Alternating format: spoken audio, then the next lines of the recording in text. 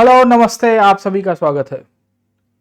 दोस्तों, हमने एनसीईआरटी की एक सीरीज शुरू की है और सीरीज के माध्यम से हम चर्चा में ले रहे हैं एनसीईआरटी को कैसे पढ़ना है। आप सभी को पता ही है कि एनसीईआरटी के कंटेक्स्ट में अभी एक नई एनसीईआरटी आई है जिसका नाम है exploring society India and beyond. Standard 6 की एनसीईआरटी है और इसी सीरीज पे स्टैंडर्ड 7 की भी और स्टैंडर्ड 8 की भी एनसीईआरटी पब्लिश हो गई है। इसका भी हम लोग सीरीज करेंगे। खासियत यह है कि इस एनसीईआरटी की सीरीज हम लोग अकेले नहीं कर रहे हैं, क्योंकि हम इसमें प्लान कर रहे हैं कि ये जो अवर पास्ट वन करके जो बुक है, जो नई एनसीईआरटी का पुराना वर्जन हुआ करता था समवेयर अराउंड 2005 और उसके बाद सब्सिक्वेंटली रिवाइज होके आई है, इन दोनों को मर्ज करके कैसे यूपीएससी सीएससी के कंटेक्स्ट में हम लोग पढ़ाई कर सकते हैं उसका अभ्यास कर रहे हैं। उसके कंटिन्यूएशन में हमने पिछले सेशन के अंदर, अगर आपको थोड़ा बहुत याद होगा, तो हमने इंडस वैली सिविलाइजेशन यानी कि हड़प्पीय सभ्यता, जिसको सिंधु सरस्वती सिविलाइजेशन के रूप में भी कहते हैं, उसके बारे में चर्चा किया था। आज इसी टॉपिक्स को, इसी सेशंस को आगे कंटिन्यू करने की कोशिश करेंगे और इंडस सिविलाइजेशन के साथ साथ हम लोग ये भी समझने की कोशिश करते हैं कि इसकी फीचर्स क्या थे। फीचर्स के साथ साथ हम लोग समझने की कोशिश करेंगे इनकी इकोनॉमी कैसे चलती थी, ये कैसे एग्रीकल्चर में आगे निकल के आए हैं, और आखिर में इनके ऊपर एक डिबेट चलती है जिसे हम लोग कहते हैं डिक्लाइन डिबेट, कि हड़प्पन किस तरह से उनका पतन हो गया, इतना बढ़िया चलने वाली सभ्यता कैसे डिक्लाइन में चलेगी, उसकी भी चर्चा करेंगे। पर वीडियो में और सेशन में आगे चलने से पहले, अगर आपने मुझे अनअकैडमी के ऊपर फॉलो नहीं किया है तो आई विल सजेस्ट यू कि you please follow me on Unacademy. ये क्यूआर कोड को स्कैन करके आप ज़रूर से आप हमारे सीधे प्रोफाइल के ऊपर चले जाइए और हमारे free classes, live classes, batches जो भी है उसको भी आप एक्सेस कर सकते हो। बहुत ही मैं कहूँगा कि उम्दा क्लासेस हमने यहाँ पे कंडक्ट कराया है। साथों के साथ अनअकैडमी आपके लिए लेके आया है इंडिपेंडेंस डे ऑफर, जहां आपको 17,999 में, जी हाँ दोस्तों, 17,999 के अंदर आपको अवेलेबल किया जा रहा है 1 साल का सब्सक्रिप्शन, अगर आपने ये कोड यूज किया PN लाइव तो सर, ठीक है। तो इसका जरूर से लाभ उठाइए। PN लाइव ये डिस्काउंट कोड है जो आपको डिस्क्रिप्शन बॉक्स के अंदर मिल जाएगा। ये कोड को यूज करना ना भूलिएगा, जिसमें आपको 1 साल का सब्सक्रिप्शन, अप टू 12 मंथ का एक्सटेंशन, और इसमें खासियत ये है कि अगर आप 2 साल या उससे ज्यादा का सब्सक्रिप्शन ले रहे हो तो अनअकैडमी आपको दे रहा है मेंस रेसिडेंशियल प्रोग्राम। जी हाँ दोस्तों, जब यूपीएससी की मेंस लिखोगे, बहुत सारा आंसर राइटिंग करना पड़ेगा, प्रैक्टिस करना पड़ेगा, तो उसको कैसे कंडक्ट करोगे, तो उसके लिए हम आपके लिए लेके आए हैं मेंस रेसिडेंशियल प्रोग्राम, जहां 2 साल या उससे ज्यादा सब्सक्रिप्शन के ऊपर आप अनअकैडमी के द्वारा एक गाइडेड प्रोग्राम का पार्ट बनोगे। हम आपको अकोमोडेशन देंगे, रेसिडेंशियल प्रीमाइसेस के रूप में खाना पीना, लॉजिंग, सब कुछ, और आप बेसिकली हमारे साथ मिलके मेंस की तैयारी करोगे। तो इसका भी आप लाभ उठा सकते हो। इसमें बहुत लिमिटेड सीट्स है, तो इसका आप लाभ उठाइए। और हमारी नई बैचेस है, आरंभ बैच है, प्रारंभ बैच है, आगाज है, समिट है, इन कोई भी बैच के अंदर आप एक्सेस कर सकते हो। खासियत यह है अनअकैडमी के सब्सक्रिप्शन की कि एक बार अगर आपने सब्सक्रिप्शन ले लिया तो प्रीलिम्स, मेंस, ऑल बैचेस का एक्सेस, इवैल्यूएशन, डाउट सॉल्विंग, और अगर आप आइकॉनिक सब्सक्रिप्शन ले रहे हो जहां हम लोग आपको मेंटरशिप भी देते हैं, तो इसमें तो आपको और लाभ मिलेगा। तो इस ऑफर का जरूर से लाभ उठाइए। सब्सक्रिप्शन लेते समय PN लाइव कोड को यूज करना ना भूलिएगा। ये आपका गेटवे पॉइंट होगा अनअकैडमी पे और आपके लिए बहुत ही लाभ कराएगा। ये रेसिडेंशियल प्रोग्राम है जिसके बारे में मैंने आपको बता दिया है कि हम आपको लॉजिंग और बोर्डिंग देंगे, आपकी मेंस की आंसर शीट की इवैल्यूएशन, सब कुछ आपको फीडबैक के साथ मिलेगा, मेंटरशिप आपको मिल जाएगी और आपको डेडिकेटेड सब्जेक्ट वाइज प्रिपरेशन मिल रही है।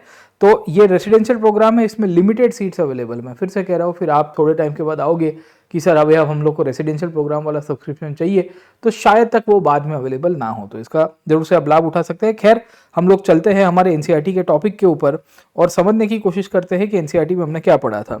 तो पिछले क्लास में हमने बिगिनिंग ऑफ द सिविलाइजेशन वाला जो टॉपिक है इसके ऊपर चर्चा की थी, और ये जो बिगिनिंग ऑफ द सिविलाइजेशन है उसी के कंटेक्स्ट में साथों के साथों इन द अर्लीस्ट सिटीज, ये जो अवर पास्ट की बुक है उसके भी कुछ एस्पेक्ट्स को हमने कवर करने की कोशिश की थी। तो इन द प्रीवियस सेशन मैंने आपको टाइमलाइन बताया था कि सिंधु सरस्वती सभ्यता का जो उद्भव है ये 2000 BC या 2600 BC के आसपास के पीरियड के अंदर आपको मिलेगा। एंड ये वो दौर है जहां मेसोपोटामिया की सिविलाइजेशन ऑलरेडी डेवलप हो चुकी है, इजिप्शियन सिविलाइजेशन डेवलप हो चुकी है, और उसके बाद इंडस सरस्वती या सिंधु सरस्वती सभ्यता का भी उदय आपको मिलता रहता है। राइट, सिविलाइजेशन क्या कहते हैं, बीबी लाल ने इसके ऊपर जब आर्कियोलॉजिकल डिस्कवरी हुई तो क्या टिप्पणी की थी वो भी मैंने आपको बताया था, और ये स्टैंडर्ड 6 की चैप्टर नंबर 6 का ये पार्ट है। इसमें हमने एक पार्ट को ऑलरेडी पढ़ लिया है, जहां तक मुझे पता है हमने इसके फर्स्ट पार्ट को पढ़ा था पिछले सेशन के अंदर। नहीं पढ़ा है तो आप उसका वीडियो देख लीजिएगा डिस्क्रिप्शन बॉक्स में, और आपको बाजू में प्लेलिस्ट मिल जाएगा, जहां what is civilization, how it all develop, कैसे शहरों से गाँव में या गाँव से शहरों में गए, ये सिविलाइजेशन का नाम क्यों इस तरह से दिया गया है, और उसके रिलेटेड लोकेशन और मैपिंग के बारे में हमने चर्चा की थी। और हमने आपको ये बताया था कि ये एक अर्बन सिविलाइजेशन है, ठीक है। तो इन द प्रीवियस सेशन हमने काफ़ी सारे पॉइंट्स के ऊपर चर्चा कर दी है, कैसे ये उद्भव हुआ है वो भी देख लिया है, इसके सिटीज़ कहाँ कहाँ पे आए हैं, कौन सी लोकेशन के ऊपर आए हैं, वो भी हमने मैपिंग के माध्यम से पढ़ा था। तो मैं फिर से कह रहा हूँ कि आप उसको देख लीजिएगा, आपको सब कुछ डिटेल मिल जाएगी। इंटरेस्टिंगली इसको सिंधु सरस्वती सिविलाइजेशन भी कहते हैं, and why it is called a Sindhu Saraswati civilization, वो भी डिबेट मैंने आपको पिछले क्लास के अंदर बताई थी कि भाई सिंधु नदी एक हुआ करती थी, जिसको हम लोग आज की तारीख में गग्गर हाकरा की ट्रिब्यूटरी के रूप में उसको साथ देखेंगे, और उसका उद्भव कहीं ना कहीं हो रहा था आज के हिमालय से, और वो जा रही थी आज के राजस्थान वाले रीजन में। वो नदी आज लुप्त हो गई है, मतलब we are not able to find the river, but once upon a time in antiquity there was a river, जिसी के कंटेक्स्ट में आपको चीजें देखने को मिलती रहेगी। अब हम लोग क्या करेंगे, what will do, will study the planning वाला portion, the features of the civilization in detail, so that हमें आगे के टॉपिक में समझने के लिए थोड़ी आसानी होगी सर, ठीक है। तो आप देखिए कि फीचर्स में आपको क्या क्या सवाल आते हैं। तो फीचर्स में ये सवाल आपको नॉर्मली आता है कि कौन से सिटी में क्या चीज़ें मिली है, इसको क्यों अर्बन सिविलाइजेशन के रूप में कंसीडर किया गया है, इनके फीचर्स में इनका वाटर मैनेजमेंट, इनका एग्रीकल्चर, इनकी इकोनॉमी कैसे चलती थी, और ये मैन्युफैक्चरिंग को कैसे एस्पेक्ट के रूप में देखते थे। मैन्युफैक्चरिंग क्यों, क्योंकि ये बेसिकली एक शहरी सभ्यता है, और शहरी सभ्यता की खासियत होती है कि वो वस्तुओं का उत्पादन करेगी, क्योंकि वो एग्रीकल्चर के ऊपर डिपेंडेंट नहीं रहती हैं। आप सभी को थोड़ा बहुत आइडिया होगा कि हम जिसे शहरी सभ्यता के रूप में, या कोई भी सभ्यता को जब शहरी कहते हैं, तो शहर की डेफिनेशन कैसे डिफाइन करेंगे सर, ठीक है। तो देखिए, कोई भी प्रदेश को, कोई भी सभ्यता को हम जब अर्बन कैसे कहेंगे, तो अर्बन कैरेक्टरिस्टिक्स के रूप में कहेंगे, राइट, ओके। तो अर्बन कैरेक्टरिस्टिक्स सबसे प्रोमिनेंट कौन सी कैरेक्टरिस्टिक्स मिलती है। जैसे एक कैरेक्टरिस्टिक्स आज की तारीख में सेंसस के हिसाब से कहते हैं कि 75% ऑफ द पॉपुलेशन, जो आपकी वर्कफोर्स है, वर्कफोर्स का मतलब है कि जो काम करने वाले लोग हैं, वो सबके सब नॉन एग्रीकल्चरल सेक्टर्स में इन्वॉल्व होने चाहिए सर, ठीक है। जब तक आपकी वर्कफोर्स नॉन एग्रीकल्चरल सेक्टर में इन्वॉल्व नहीं है, तब तक हम ये नहीं कह सकते कि भाई ये शहरी सभ्यता होगी सर, ठीक है। आपके यहाँ पे 5,000 से ज़्यादा या उससे मिनिमम पॉपुलेशन होनी चाहिए, और आपको प्रति स्क्वायर किलोमीटर सर, ठीक है ना, आपके यहाँ पे एक फिक्स डेंसिटी होनी चाहिए। एवरेज 400 व्यक्तियों के आसपास आपकी प्रति स्क्वायर किलोमीटर की डेंसिटी, 5000 के आसपास आपके यहाँ पे आबादी यानी कि पॉपुलेशन होना चाहिए। 75% से ज़्यादा लोग आपके वर्कफोर्स के अंदर नॉन एग्रीकल्चर होंगे, उसको अर्बन कहेंगे। अब क्या आप इंडस सरस्वती की सिटीज़ को देखने की कोशिश करेंगे, तो उसके अंदर क्या इस प्रकार की कैरेक्टरिस्टिक्स मिलती है? जी हाँ, हमें मिलती है। इसके लिए इसको अर्बन कहा गया है। Understood this part, okay. तो why it is called as urban, तो उसके पीछे के कारण हमने आपको पिछले क्लास के अंदर बताए थे। आज अपन क्या करेंगे, इसके फीचर्स में देखने की कोशिश करेंगे कि इनके फीचर्स की किस तरह से डेवलपमेंट रही है, और इसको कैसे आइडेंटिफाई किया गया है सर, ठीक है। अब देखिए कि इनके फीचर्स को जब हम लोग शहर के पॉइंट ऑफ व्यू से डिवाइड करने की कोशिश करेंगे, तो हमें पहला सबसे प्रोमिनेंट फीचर देखने को मिलता है, वो है टाउन प्लानिंग सर, ठीक है।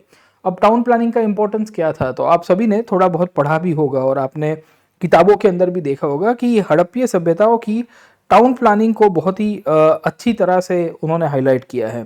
पहली चीज़ तो टाउन प्लानिंग के अंदर हमें देखने को मिलती है कि जो शहर थे वो बेसिकली ग्रिड में डिवाइड किए गए थे। ग्रिड इस तरह से आपको देखने को मिलती रहेगी सर, ठीक है। जो ग्रिड प्लानिंग के बेसिस के ऊपर से जो रास्ते हैं वो एक दूसरे को सामान्यतः 90 डिग्री के ऊपर इंटरसेक्ट करेंगे, और बीच में आपको रेसिडेंशियल या कमर्शियल सेक्टर्स देखने को मिलेंगे सर, ठीक है। तो ये तो पहला पार्ट है हड़प्पा के शहरों का, जहां आपको ग्रिड प्लानिंग देखने को मिल जाती है, राइट, ओके। ये फैक्चुअली हमारे लिए इंपॉर्टेंट हो जाता है। दूसरा, हड़प्पा के शहरों की खासियत आपको ये भी देखने को मिलती है along with the grid planning around, वो है कि सिटी को दो पार्ट में लेआउट वाइज डिवाइड किया गया है। अब लेआउट वाइज कैसे डिवाइड किया गया है, तो इसको मैं आपको यहाँ ड्रॉ करके बताने की कोशिश करता हूँ। Let me draw and show you around कि how the layout wise planning is been done sir, ठीक है। तो कोई भी शहर होगा ना, उसका ये लॉन्जिट्यूडनल एरिया आपको मिलता है। शहर का वेस्टर्न एरिया और शहर का जो ईस्टर्न एरिया है, उसको इन्होंने अलग अलग तरह से डिवाइड करके रखा हुआ है। जैसे कि अगर आप देखोगे तो वेस्ट में आपको सिटाडेल देखने को मिलेगा। क्या देखने को मिलता है? सिटाडेल सर, ठीक है। सिटाडेल बेसिकली एक फोर्टिफिकेशन आपको मिल जाएगा, एक किले लाइक स्ट्रक्चर आपको देखने को मिलता रहता है, और ऐसा मानते हैं कि भाई वहाँ पे उनका रूलिंग क्लास रहता होगा, जो शहर के अंदर अमीर वर्ग है वो रहता होगा। और ये जो ईस्ट वाला एरिया है जिसे हम लोग एट टाइम्स कहते हैं लोअर टाउन वाला एरिया, कौन सा एरिया? लोअर टाउन वाला एरिया। लोअर टाउन क्यों? क्योंकि वहाँ बेसिकली नीचे जो है ढलान के नीचे वाले विस्तार के अंदर आपको मिल जाएंगे, और वहाँ पे कॉमन मैन हमें देखने को मिलता है कि इनके शहरों के अंदर रहा करता था सर, ठीक है।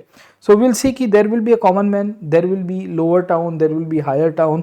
इस तरह से इनकी आपको डिवीजन देखने को मिलती है शहरों के कंटेक्स्ट में, जो इनकी सिग्निफिकेंट प्लानिंग का पार्ट है सर, ठीक है। तो क्या बोला गया है यहाँ पे, वी विल सी कि एनसीईआरटी कहती है, मैं एक एक करके आपको समझाऊंगा कि the cities were built according to the precise plans. Yes, इनके यहाँ प्लानिंग हुआ करता था, इसमें दो राय नहीं है। They had wide streets which were often oriented to the cardinal direction sir, ठीक है। तो वो नॉर्थ साउथ डायरेक्शन में, ईस्ट साउथ डायरेक्शंस के अंदर आपको देखने को मिलते रहेंगे। And the cities have to be surrounded by fortification. मैंने बताया कि फोर्ट्स आपको इनके द्वारा बनते हैं। फोर्टिफिकेशन को हम लोग क्या कहते हैं? सिटाडेल के रूप में आइडेंटिफाई करते हैं, किले के रूप में आपको स्ट्रक्चर देखने को मिलता रहेगा। Which had two distinct parts, है ना, उसमें दो पार्ट्स हुआ करते थे। The upper town where probably the elite lived, elite का मतलब है कि जो रूलिंग क्लास होगा उनका, right. And the lower town where the common people lived, okay ना, जो कहाँ जहाँ पे कॉमन मैन रहा करता था। तो ये एक सबसे प्रोमिनेंट फीचर्स था कि डिवीजन ऑफ सोसाइटी सर। तो आपको यूपीएससी इसके अंदर से पूछ सकता है, क्या पूछेगा? यूपीएससी पूछने की कोशिश करेगा आपसे कि क्या सोशल हायरार्की यानी सामाजिक रूप में हड़प्पीय शहरों के अंदर उद्भव हो चुका था स्ट्रक्चर का। तो हम ये कहते हैं कि yes, there was already a social hierarchy present in the Harappan cities. Why? Because ये सोशल हायरार्की ही रिफ्लेक्ट हो रही थी इनके टाउन प्लानिंग के अंदर से। तो इनका जब हमने टाउन प्लानिंग फीचर को देखा तो we come to know about the society in the social hierarchy there already came up sir, getting my point, okay. अब आप देखिए कि ये जो आपकी क्या कह सकते हैं कि अवर पास्ट नाम की बुक है, उसमें भी इसके कंटेक्स्ट के अंदर बात की गई है। क्या बोला गया है कि वेस्ट का जो एरिया है ना, सिटाडेल वाला एरिया, वो स्मॉल इन साइज हुआ करता था, मतलब वो कंपैरेटिवली ज़्यादा बड़ा नहीं था। पर ईस्ट का एरिया था वो बहुत ही बड़ा एरिया था, वो लोअर टाउन वाला विस्तार आपको देखने को मिलता है। अब इसमें क्यों था? क्योंकि ऑब्वियस है कि कॉमन मैन की जो पॉपुलेशन होगी वो ज़्यादा होगी, सिंपल चीज़ है।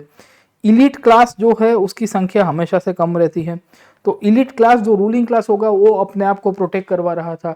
हड़प्पा के शहर नदी किनारे थे तो वहाँ पे शायद रिकरिंग फ्लड्स आते होंगे, तो उसके कारण भी उनको अपने आप को प्रोटेक्ट करना था, या कहीं अटैक ना हो जाए नेबरिंग रीजन से, तो वो भी एक मात्र एक फैक्टर के रूप में आपको मिल जाएगा। तो एक से अधिक फैक्टर थे जिसके परिणाम स्वरूप हम लोग ये कहेंगे कि हड़प्पा के शहरों में दो पार्ट का डिवीजन किया गया है। अब आपको फैक्चुअली बता देता हूँ कि not all the cities were divided into two parts, okay. There were cities like Dholavira. Dholavira का नाम सुना होगा आपने सर, ठीक है। धौलावीरा एक ऐसा शहर है जहां पे आपको तीन पार्ट्स देखने को मिलते हैं। So there is upper town, there is middle town and there is lower town as well, okay. तो धौलावीरा की खासियत ये है कि भाई ये गुजरात में कच्छ में आया हुआ एक सेटलमेंट है। मेरे पीछे मैं मार्क कर रहा हूँ, अगर आपको नहीं दिख रहा है तो मैं यहाँ जूम इन करके बता देता हूँ। ये धौलावीरा नाम का जो शहर है ये खादीर बेट करके एक आइलैंड में आया हुआ है। कहाँ पे आया हुआ है? It is located in this island called as Khadir बेट।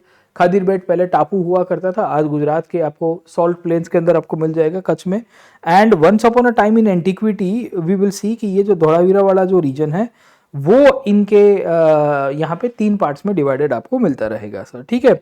अब सवाल ये आता है कि ये जो बिल्डिंग बने हैं शहरों के अंदर सर, ठीक है, उसकी खासियत ये है कि इनके द्वारा बेक्ड ब्रिक्स का यूज किया गया था, ईंटें, और ईंटों को तपाया गया था भट्टे के अंदर आग में गर्म करके सर, ठीक है। मतलब there is a class of people जो बेसिकली वर्कर्स के रूप में काम करते थे, और उनका काम ये था कि यहाँ ईंटों के रूप में इसका ऑक्यूपेशन के रूप में डेवलप करवाना और इसका यूज करना in the construction of the cities sir, ठीक है। तो ये दर्शाता है कि इनके यहाँ पे मैन्युफैक्चरिंग है ना एक बहुत बड़ा ऑक्यूपेशन के रूप में होगा, जहां they wanted to keep on manufacturing lakhs and lakhs of quantity of bricks. In fact bricks को मैन्युफैक्चर करने के लिए आपको क्ले चाहिए, और हड़प्पन्स बड़े स्मार्ट थे कि इन्होंने क्ले यानी कि मिट्टी का और सॉइल का उपयोग किया था, जिसकी मदद से they were able to manufacture good quantity of bricks. In fact इसको भट्टे में तपाने के लिए लकड़ा चाहिए, you need to have a source of fuel, है ना, क्योंकि बेक्ड ब्रिक्स है तो ब्रिक्स को कैसे तपाओगे, उसके लिए फ्यूल चाहिए होगा सर, ठीक है। तो जब आपको फ्यूल की आवश्यकता पड़ेगी तो मुद्दा यहाँ से ये निकल के आता है कि उसके लिए आप कैसे लकड़ा लेके आओगे। तो लकड़ा बेसिकली आजू बाजू के जो फॉरेस्ट के एरियाज थे उसको साफ करके इन्होंने लेके आने की कोशिश की। इंटरेस्टिंगली इस ब्रिक्स को जो ले किया गया था घरों के अंदर, आप देख लोगे बिल्डिंग्स में देख लोगे, तो इंटरलॉकिंग पैटर्न में यूज़ किया गया था। इंटरलॉकिंग पैटर्न से मतलब ये है कि अगर आपने ब्रिक्स का लेआउट देखा होगा तो एक हेडर साइड होता है, मतलब स्ट्रेचर साइड होता है, और एक हेडर साइड होता है। एक आपका स्ट्रेचर होगा और एक हेडर देखने को मिलता है। तो स्ट्रेचर हेडर, हेडर स्ट्रेचर, इस तरह से इन्होंने ब्रिक्स को लेआउट किया था। ये लेआउट करने से दो फायदे होते हैं, you will find 2-3 advantage out of it. Okay, one of the primary advantage is the stretcher header, header stretcher is this around, कि इससे स्ट्रेंथनिंग बहुत मिलती है सर, ठीक है। और इनके द्वारा वी कैन से जिप्सम या बाकी सारे मटेरियल का यूज करके उसको टाइटन करने की कोशिश की है, इससे स्ट्रेंथ भी बहुत बढ़ जाती है।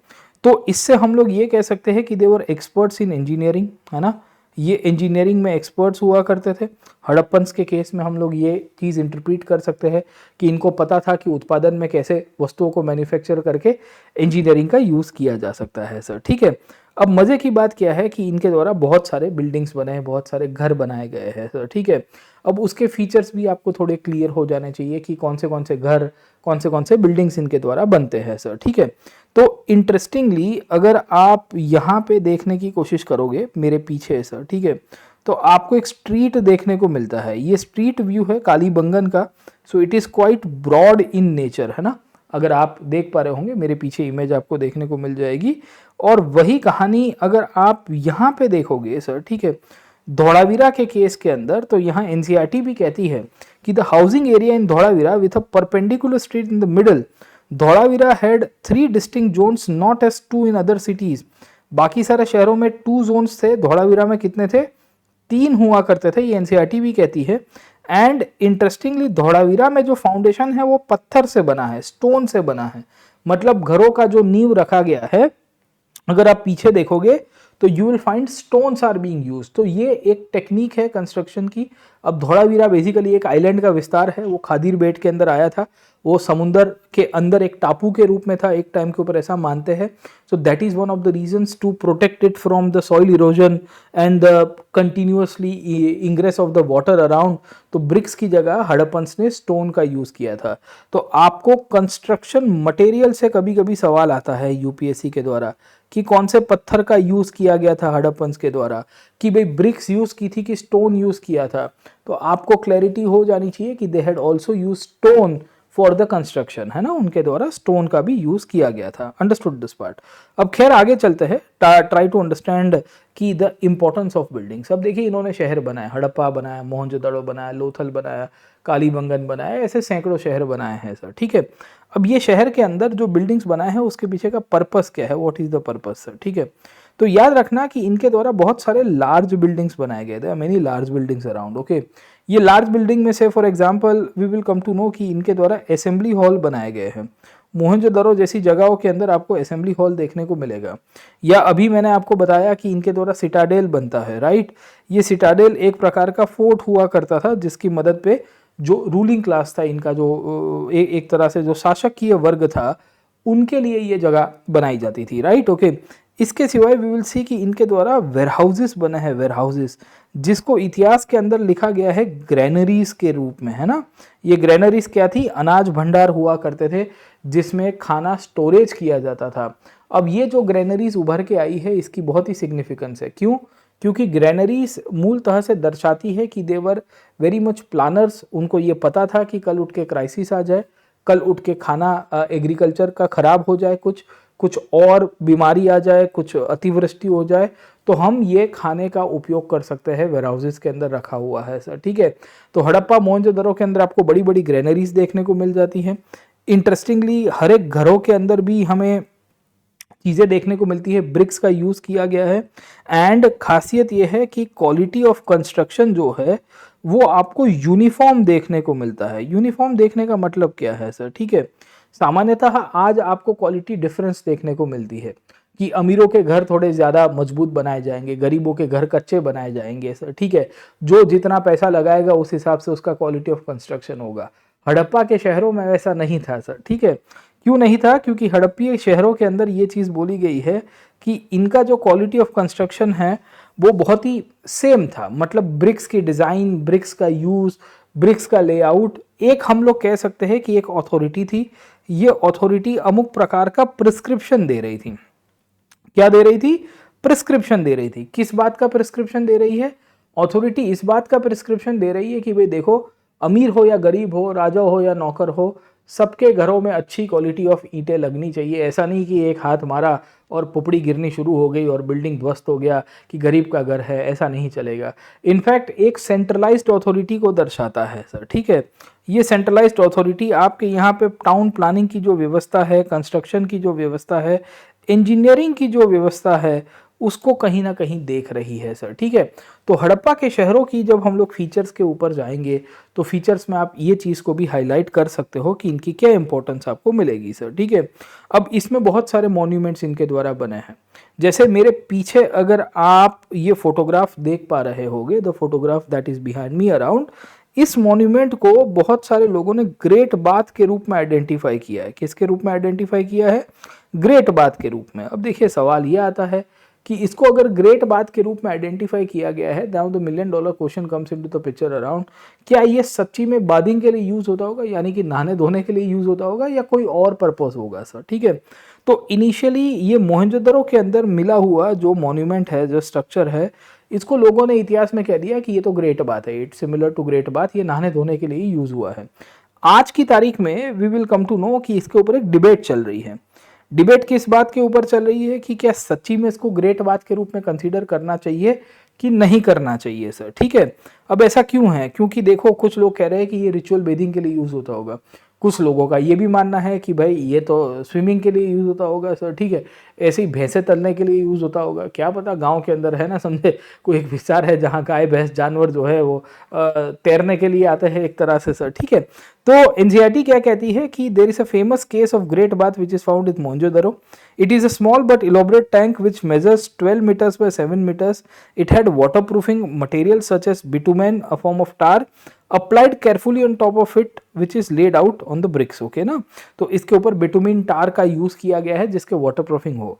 तो देखिए टेक्नोलॉजिकली और इंजीनियरिंग के पॉइंट ऑफ व्यू से हम इसको डिनाई नहीं करते हैं कि ये इंजीनियरिंग का बहुत अच्छा उदाहरण है कि भाई इन्होंने जो टार को लेआउट किया है, बिटुमिन को लेआउट किया हुआ है, तो इससे फायदा ये होता है कि पानी जो है वो नीचे नहीं उतरता सीपेज के रूप में सर, ठीक है।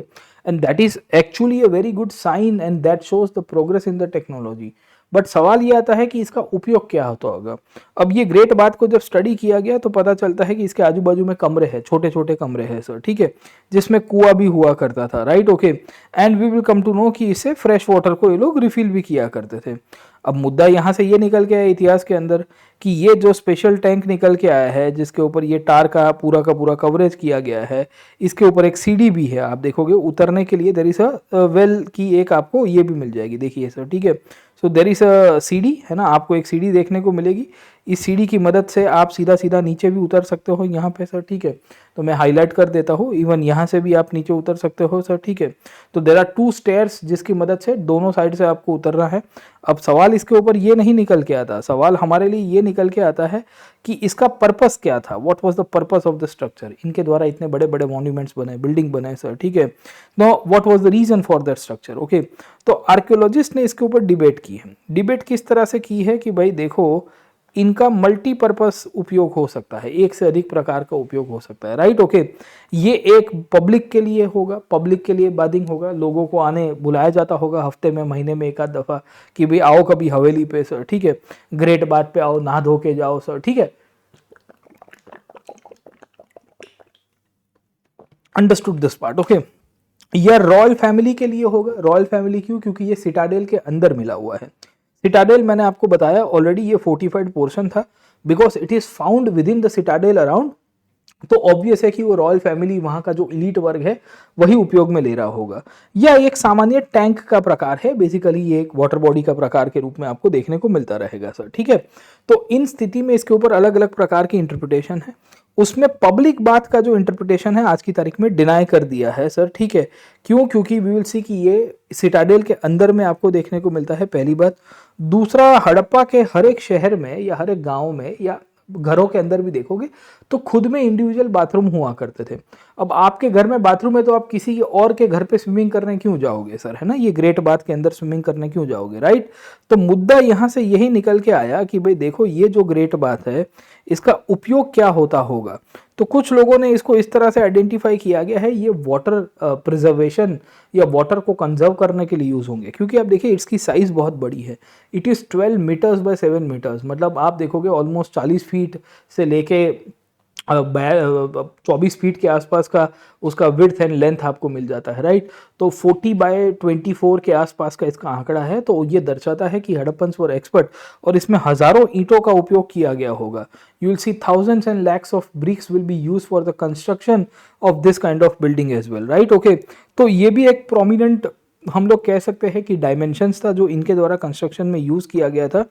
आज की तारीख में जो ग्रेट बात है, ये ग्रेट बात को लेके अब डिबेट यही है कि मोस्ट प्रॉब्ली ये एक रॉयल फैमिली के लिए यूज होने वाली इलीट रिचुअल्स के लिए, ठीक है ना, कर्मकांड करने के लिए हम ये कह सकते हैं कि ये ग्रेट बात का यूज हुआ होगा और ये रिचुअल्स की मदद से the Harappans would have lived their life around sir, ठीक है। तो आपको क्लैरिटी हो जानी चाहिए इसके कंटेक्स्ट में कि कैसे डेवलपमेंट रहा। दूसरी कहानी, हड़प्पा के शहरों के अंदर आपको और भी फीचर्स देखने को मिले हैं, जैसे कालीबंगन और लोथल नाम के शहर देखने को मिलेंगे सर, ठीक है। So you see over here Kalibangan is in Rajasthan sir, ठीक है, and Lothal is in Gujarat, okay ना। मैं यहाँ बड़े मैप के अंदर से आपको बता देता हूँ ये वाला सर, ठीक है। सो अगर आप नक्शे उठा के देखने की कोशिश करोगे तो विल फाइंड कि this is Kalibangan and this is Lothal around. ये दोनों शहर के अंदर खासियत ये मिली है कि आपको मिला हुआ है with reference to the history is the fire altars. Fire altars का मतलब क्या होता है, हवन कुंड, अग्नि कुंड मिले हुए हैं।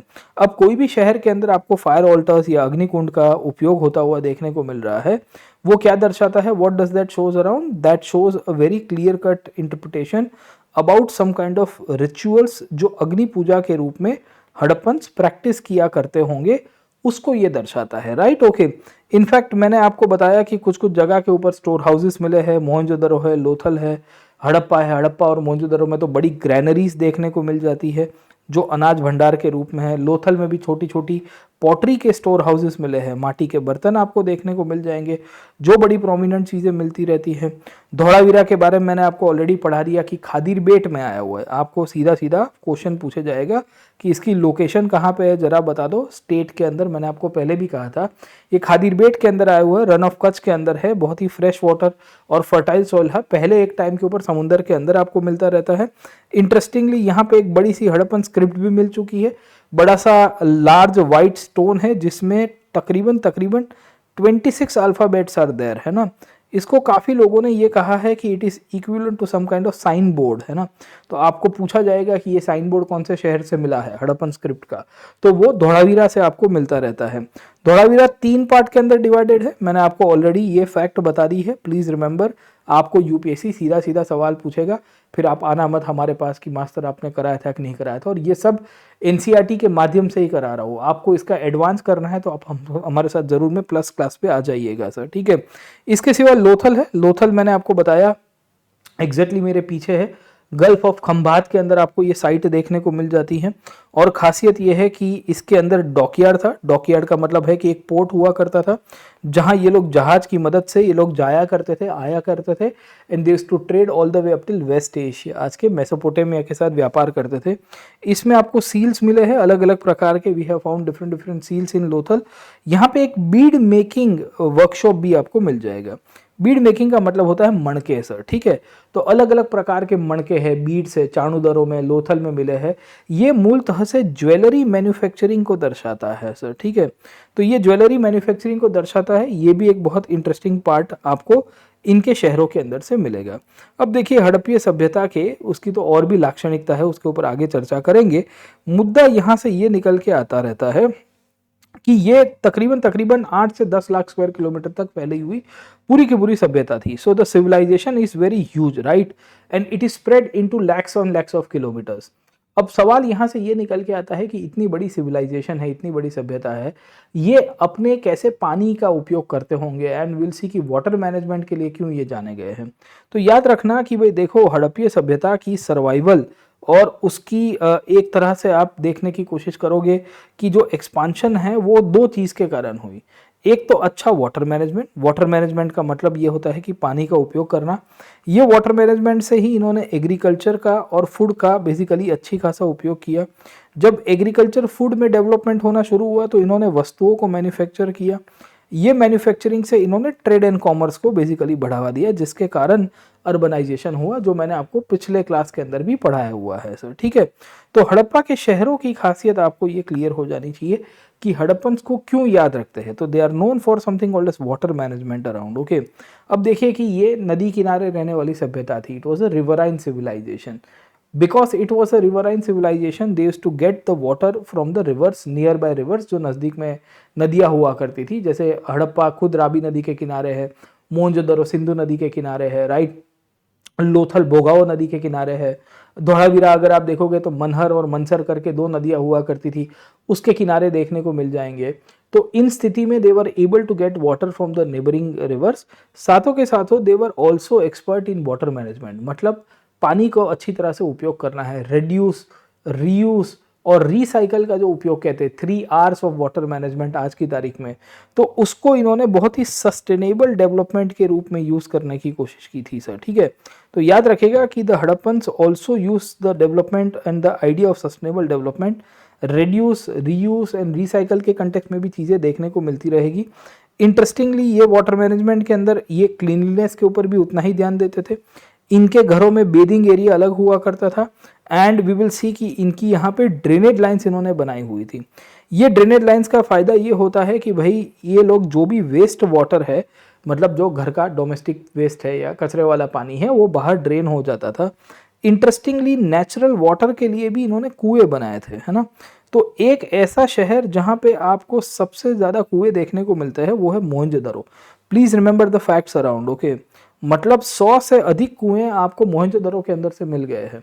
सो दैट शोज अराउंड कि हड़प्पन्स के यहाँ कुआं जो है, वेल जिसे हम लोग कहते हैं, वो वेल का यूज भी हड़प्पन्स ने किया था, जिसकी मदद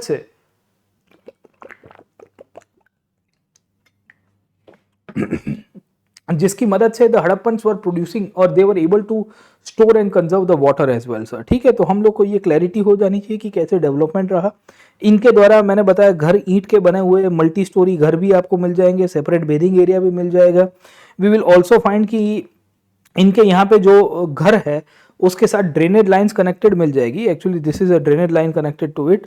और खासियत ये है कि इन्होंने ड्रेनेज लाइंस और स्ट्रीट को सेम टाइम पे बिल्ड किया है। मतलब ये है कि इन्होंने हमारे जैसा गलती नहीं किया कि हम क्या कहते हैं, पहले रास्ता बना देते हैं, फिर हमको याद आता है कि अरे यार इसके नीचे ड्रेनेज लाइन या गटर लाइन डालना भूल गए, फिर हम लोग रास्ते को खोद देंगे और खोदने के कारण वो नुकसान हो जाएगा।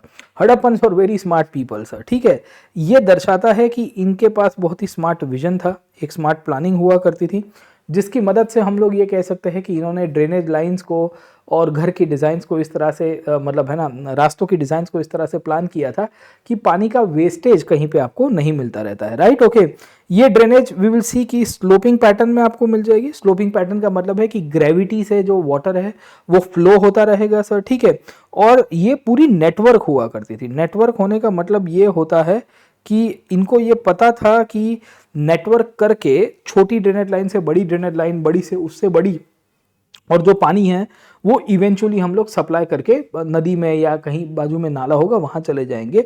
और ड्रेनेज लाइंस को इंस्पेक्ट करने के लिए इन्होंने इंस्पेक्शन होल्स भी बनाए थे।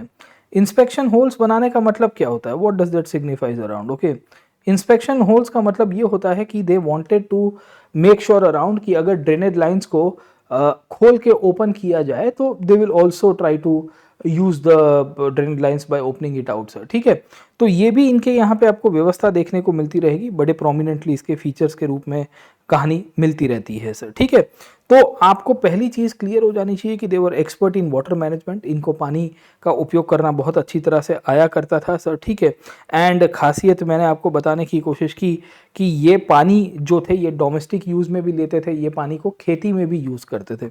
अब एनसीईआरटी में क्या लिखा गया है, बड़ा इंटरेस्टिंग कहानी बताता हूँ सर। ठीक है, कि imagine large number of workers required to build such network of reservoirs, है ना, ये पहली लाइन में पढ़ रहा हूँ सर। ठीक है, अब सवाल क्या आता है, who do you think organised their work and give them precise instructions. आप बताइए कि हड़प्पन्स को कौन ये काम दे रहा था। तो कोई अथॉरिटी होगी, कोई राजा होगा, कोई रूलिंग क्लास होगा। How do you think they were paid for the labour? अब देखिए बड़ी इंटरेस्टिंग कहानी है, क्योंकि उस पीरियड में जो लेबर था उसको पैसे नहीं मिलते थे। There was no currency system in Harappa period, okay. उस टाइम पे तो बार्टर चलता था, यानी कि आप मेरा काम करके दो, मैं आपका काम करके दे दूंगा। आपको मेरे से कोई काम है, आप मेरे को सामने एक्सचेंज में कोई वस्तु दोगे, मैं आपको एक्सचेंज में कोई वस्तु दूंगा, तो एक्सचेंजेस हो जाएंगे। अब लेबर को क्या करोगे सर, है ना, लेबर के लिए sir, getting of point, okay. तो ये जो ग्रेनरीज हुआ करती थी, अनाज भंडार जो भी इन्होंने बनाए थे, जो मैंने स्टोर हाउसेस के रूप में बताया, शायद उसके कंटेक्स्ट में लेबर को कुछ ना कुछ अनाज दाना पानी दे देते हैं सर, ठीक है। फिर क्या पूछा गया, since the reservoir was needed to be cleaned from time to time, was there a local authority to manage the maintenance? देखो यही तो मैंने बताया, yes there was a local authority, there is no opinion in it, okay. Harappa में याद रखेगा दोस्तों कि कोई लोकल अथॉरिटी थी कि नहीं थी। अगर आपको पॉलिटी से सवाल आएगा कि हड़प्पा के यहाँ पे राजा कौन हुआ करता था, तो याद रखना कि भाई यहाँ इनके यहाँ हुआ करती थी। What clues do we get about this from the cities, okay. इनके शहरों में कोई रूलर था, म्यूनिसिपल एडमिनिस्ट्रेशन हुआ करता था सर, ठीक है। तो there was an authority, we are not sure कि ये कौन किया करते थे, ठीक है।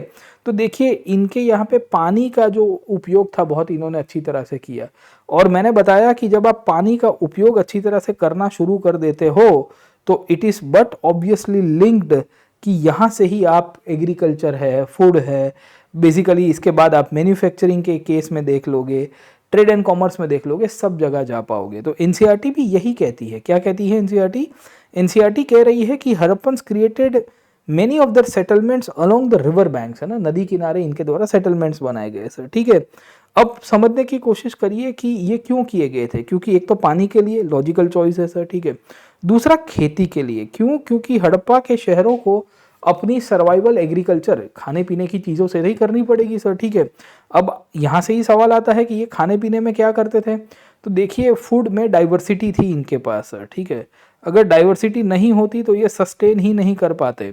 सिंपल चीज़ है ना, if they did not have the diversity of food they would not be able to sustain themselves around, okay, and that is one of the reasons आज की तारीख के अंदर हमें ये पता चलता है कि खेती में भी इन्होंने बहुत सारे क्रॉप्स ग्रो किए थे। सीरियल्स लाइक कौन से है, फैक्ट याद रखेगा, सीधा पीटी में सवाल आएगा और फिर 3-4 क्वेश्चंस ऐसे आ जाएंगे, कंफ्यूज हो जाओगे। यहाँ से देख लो, बार्ली, बार्ली का मतलब होता है जौ सर, ठीक है। देन वीट, सम मिलेट्स, है ना, बहुत सारे millets, and sometimes rice and pulses. In fact rice जो है ना बहुत ही लेटर पीरियड में आपको देखने को मिलता है। सो समवेयर इन दी 1800 या 1900 2000 BC will see the rice was use. तो इसके लिए यूज किया गया है समटाइम्स, हर बार नहीं किया करते थे। और पल्सेस भी आपको मिलते हैं। इनके द्वारा वैरायटी ऑफ वेजिटेबल्स भी ग्रो किए गए थे। सो Harappans were familiar with multiple vegetables, और उसकी मदद से इनकी खेती होती थी। खेती के साथ साथ ये मैन्युफैक्चरिंग करते थे और भी वस्तुओं का sir, getting of point, okay. Interestingly they were the ones जिन्होंने कॉटन को ग्रो किया है, हमेशा से याद रखेगा सर, ठीक है। मेहरगढ़ नाम की एक जगह देखने को मिलती रहती है। ये मेहरगढ़ नाम की जगह पे हमारे पास एविडेंसेस है कि कॉटन ग्रो किया गया है sir, getting of point, okay. और फार्मिंग के एविडेंसेस है। कैसे पता चला है? तो वी विल फाइंड कि हमारे पास एक क्ले का मॉडल मिला है, प्ल का।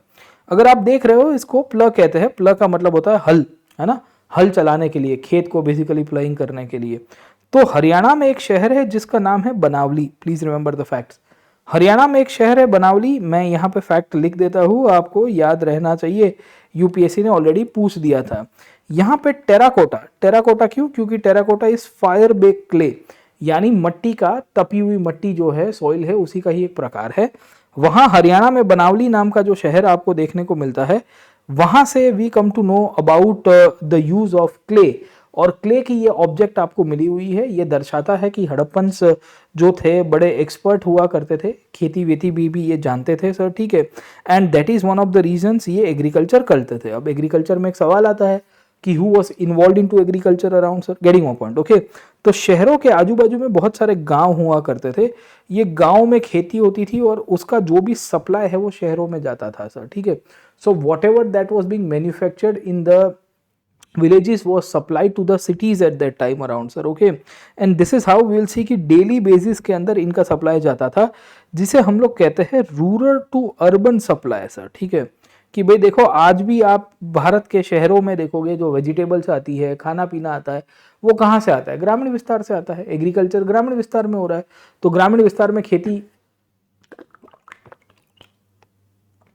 होते हुए आपको देखने को मिलती है एंड इवेंचुअली हमें देखने को मिलेगा कि जो लोग हैं वो शहर में उसको लेके जाएंगे सर, ठीक है।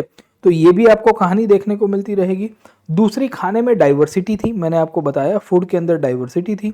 ये डाइवर्सिटी में दो चीज आपको मिलती रहती है, क्योंकि ये समुंदर किनारे थे, ये नदी किनारे रहते थे सर, ठीक है। गुजरात में आप देखिए लोथल समुंदर किनारे आया हुआ है, नागेश्वर जैसी साइट आपको समुंदर किनारे मिलती है।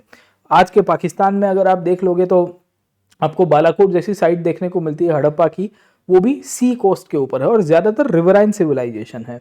तो रिवर के रिसोर्सेज का इन्होंने अच्छा खासा यूज किया था सर, ठीक है।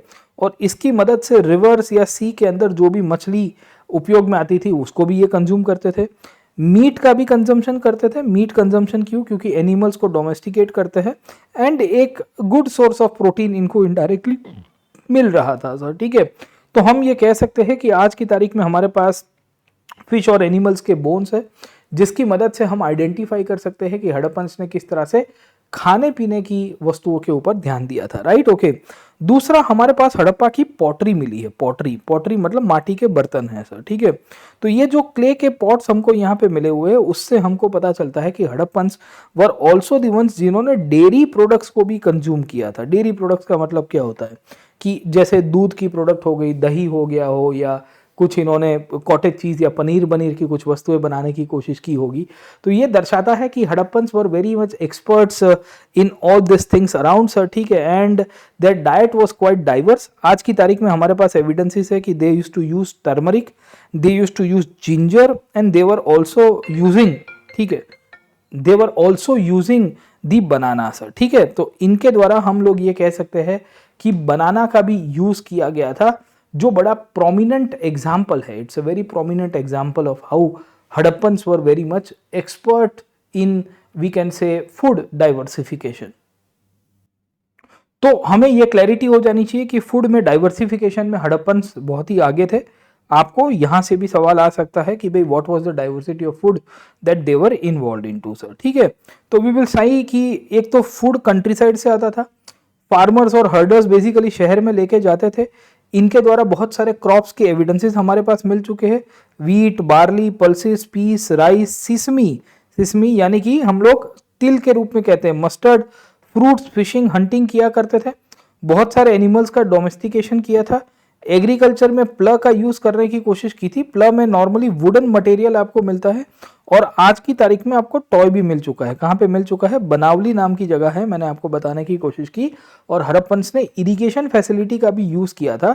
इरिगेशन फैसिलिटी आपको एक शहर में देखने को मिलती है जिसका नाम है शोटुगाई। कहाँ पे मिलता है? शोटुगाई। शोटुगाई कहाँ पे आया है? It's a city which is located on the borders, outskirts of the Harappan civilisation towards Afghanistan sir, ठीक है। तो ये भी हमारे लिए इंपॉर्टेंट पार्ट है जहां हड़प्पन्स अपनी खेती को कहीं ना कहीं डेवलप कर रहे थे। अब देखिए दो चीज़ें आपको बताता हूँ सर, ठीक है। हड़प्पा के केस में हमको एक चीज़ तो समझ में आ गई है कि because Harappans were able to manufacture good quality of food sir, ठीक है ना। मतलब खाने पीने के केस में अगर आप देखने की कोशिश करिए तो एग्रीकल्चर में डाइवर्सिफिकेशन था, फूड में डाइवर्सिफिकेशन था, राइट और रॉन्ग सर, ठीक है। तो अगर एग्रीकल्चर और फूड में डाइवर्सिफिकेशन होता है तो आपकी जो पॉपुलेशन है वो अपना प्रोफेशन और अपना ऑक्यूपेशन है उसको भी डाइवर्सिफाई करेगी। एक्चुअली हड़प्पन्स जो थे वो मैन्युफैक्चरिंग में बहुत आगे हुआ करते थे, आप सबको पता ही होगा। और मैन्युफैक्चरिंग में हड़प्पन्स ने बहुत सारे आर्ट एंड क्राफ्ट का भी निर्माण किया हुआ है। So they have manufactured many things around, they have manufactured good quality of art and craft as well. और इससे ही हड़प्पन्स जो थे वो अपना ट्रेड एंड कॉमर्स यानी कि व्यापार को भी बढ़ावा दे रहे थे सर, ठीक है। अब मैन्युफैक्चरिंग में क्या क्या करते थे तो याद रखना कि एक तो ब्रिक्स का मैन्युफैक्चरिंग इनके हाथ में था। दूसरा विल सी कि ये मेटल की वस्तुएं बहुत बनाते थे। और मेटल में हमेशा से याद रखना कि ब्रॉन्ज कास्टिंग के लिए लोग जाने गए हैं। अब देखिए ब्रॉन्ज के लिए आपको दो मेटल की आवश्यकता है सर, ठीक है। एक तो टिन चाहिए और दूसरा कॉपर चाहिए, राइट और रॉन्ग सर, ठीक है। कॉपर ये लोग खेतरी से लेके आते थे। Khetri is a site of the Chalcolithic period जो हड़प्पा के समकालीन हुआ करते थे। और टिन जो है ये अफगानिस्तान से लेके आते थे। इंटरेस्टिंगली उससे इन दोनों को मर्ज करके इन्होंने ब्रॉन्ज की वस्तुएं बनाई और फिर बहुत वस्तुएं ये लोग मैन्युफैक्चर करते हैं। ब्रिक्स से बिल्डिंग बनाते हैं, मॉन्यूमेंट्स बनाने की कोशिश करेंगे। स्टोन से बहुत सारी वस्तुएं बनाते हैं। पत्थर से they will be manufacturing many things, statues बनाते हैं, इमेजेस बनाते हैं। और इन सब से इनका बेसिकली हम लोग कह सकते हैं कि व्यापार में डाइवर्सिफिकेशन हुआ। ये ट्रेड एंड कॉमर्स इनके यहाँ लोकल भी चलता रहा और ये लोग फॉरेन ट्रेड एंड कॉमर्स के अंदर भी एक्सपर्ट हुआ करते थे, राइट। तो हम लोग को क्लैरिटी हो जानी चाहिए कि हड़प्पीय सभ्यता के अंदर इनके यहाँ पे वस्तुएं बहुत अलग अलग प्रकार की बनती है। ये वस्तुओं के अंदर अगर आप इतिहास को उठा के देखने की कोशिश करोगे तो इनके द्वारा ऑर्नामेंट्स बने हैं, ज्वेलरी बनी है, जैसे बीड्स बन के आए हैं। बीड्स यानी कि मणके कहते हैं हम लोग अलग अलग प्रकार के। यहाँ पे आप मेरे पीछे देख पा रहे होंगे सर, ठीक है। कार्नेलीन जैसे पत्थर के मिलते हैं। कार्नेलीन बेसिकली एक सेमी प्रीशियस स्टोन था जो ये लोग गुजरात से निकाल के लेके आते थे सर, ठीक है। इन्होंने इसके अंदर ड्रिलिंग करने की कोशिश की थी। ड्रिलिंग करने का मतलब यह है कि इसके अंदर छेद कर दिया था, छेद करके लोग धागा निकालते थे, अलग अलग प्रकार की ज्वेलरी पहनते थे। तो ये बड़ी एक्सपर्टीज आपको देखने को मिलती रहती है। इनके द्वारा शेल, शंख का यूज किया गया है और शेल से ये लोग बैंगल्स बनाया करते थे, अलग अलग प्रकार के बैंगल्स का यूज करेंगे सर, ठीक है। तो ये भी इनकी एक खासियत आपको मिल जाएगी, राइट, ओके। दूसरी कहानी हमको ये मिल जाती है कि इनके द्वारा आइवरी क्राफ्ट को इन्होंने बहुत प्राधान्य दिया था। आइवरी क्राफ्ट का मतलब होता है हाथी दांत से बेसिकली वस्तुओं को बनाना। अब हाथी को इन्होंने डोमेस्टिकेट किया था तो उससे भी चीजें आपको देखने को मिलती रहेगी सर, ठीक है। तो एनसीईआरटी क्या कहती है? एनसीईआरटी यही कह रही है कि Harappans mastered the art of working copper. If tin is added to the copper the result metal is bronze, है ना, which is harder than copper. The Harappans used bronze to make tools, pots, pans and we will see some later figurines as well. तो अलग अलग प्रकार की वस्तुओं का निर्माण हड़प्पन्स के द्वारा किया गया। ये वस्तुओं का निर्माण करने से अल्टीमेटली हड़प्पन्स को लाभ हुआ, उससे उनका मैन्युफैक्चरिंग कैपेबिलिटी बहुत बड़ा है सर, ठीक है। तो गोल्ड की आइटम है, कॉटन की आइटम है, ऑर्नामेंट्स है, टिम्बर है, इन सबों का इन्होंने एक्सपोर्ट भी किया और कुछ कुछ वस्तुएं इंपोर्ट करने की भी कोशिश की सर, ठीक है। तो हम लोग को क्लैरिटी हो जानी चाहिए कि हड़प्पन्स जो थे बड़े स्मार्ट हुआ करते थे। इनके द्वारा अलग अलग प्रकार की वस्तुएं मैन्युफैक्चरर हुई है सर, ठीक है। अब मैन्युफैक्चरिंग में क्या क्या हुआ है ये आपको एनसीईआरटी के माध्यम से ही समझाता हो सर, ठीक है। जैसे हड़प्पन्स ने बेसिकली बहुत सारे डेली यूज के ऑब्जेक्ट्स का बनाए। यहाँ पे अगर आप देख पा रहे होंगे तो आपको एक मिरर देखने को मिलता है, ये ब्रॉन्ज का यानी कांसे का बना हुआ था, प्रोमिनेंट है सर, ठीक है। ये अगर आप देख रहे होगे तो पॉटरी है, पॉटरी है, ये टेराकोटा का पॉट है, धौलावीरा के अंदर से मिला हुआ है। तो आपको पूछा जाएगा कि हड़प्पन्स ने मिरर यूज किया था? हाँ भाई किया था, है ना, पीटी के लिए इंपॉर्टेंट हो जाता है, राइट, ओके। यहाँ पे देखोगे तो हड़प्पन्स को काउंटिंग आती थी एक्सचेंजेस के रूप में, क्योंकि मैन्युफैक्चरिंग होता है, मैन्युफैक्चरिंग से व्यापार हुआ, ट्रेड एंड कॉमर्स होना शुरू हो गया सर, ठीक है। अब कितनी क्वांटिटी में किसको देना है, किस तरह से सर, ठीक है। तो इन्होंने ये पत्थरों का यूज किया, रंग बिरंगी पत्थर है, टर्कोइज है, लैपिस लजूरी है, कॉर्नेलिन है, और उन सब पत्थरों से इन्होंने वेट्स एंड मेजर्स में यूज किया। In fact Harappans were one of the earliest ones जो वेट्स एंड मेजरमेंट्स के बारे में जानते थे, काउंटिंग के बारे में जानते थे। ये एक ब्रॉन्ज का चीजल है बेसिकली, कुतरने के लिए या खुरोतने के लिए हड़प्पन्स ने ये यूज किया था। ये चीजल कहाँ से मिला है? धौलावीरा से मिला हुआ है सर, ठीक है। वैसे ही अगर आप देखोगे तो हड़प्पा के अंदर आपको गेम बोर्ड मिला है, गेम बोर्ड। ये कुछ लोग कह रहे हैं उस टाइम की चेस हुआ करती थी सर, ठीक है। ये भी कहाँ से मिला है? धौलावीरा के अंदर से ही आपको देखने को मिलता रहेगा। और ये एक विसल है, विसल समझ में आ रहा है, सीटी बजाने के लिए सर, ठीक है। तो ये टेराकोटा की विसल है। ये करणपुरा नाम की साइट है। आपको पूछा जाएगा कि वेयर इज करणपुरा लोकेटेड, है ना, मैं यहाँ पे आपको लिख रहा हूँ, ये रहा Karanpura. Karanpura is a site which is located इन राजस्थान, है ना। ये फैक्चुअली इंपॉर्टेंट हो गया दोस्तों। देखिए ये जो नई एनसीईआरटी है ना, इंडिया सोसाइटी वाली, उसमें काफी मसाला ऐसा है जो आपको पुरानी एनसीईआरटी में साइट्स के रूप में भी बहुत कम दिया है। तो यूपीएससी क्या करता है कि लेटेस्ट ट्रेंड के हिसाब से एनसीईआरटी से क्वेश्चंस कभी कभी एक्सट्रैक्ट करता है, तो ये एक्सट्रैक्ट करने में आपको बहुत हेल्प करेगा सर, ठीक है। तो इससे हम लोग कह सकते हैं कि Harappans were game and toy centric civilisation, है ना। वो खेलना, गेम वेम करना, उन सब में उनको मजा आती थी सर, ठीक है।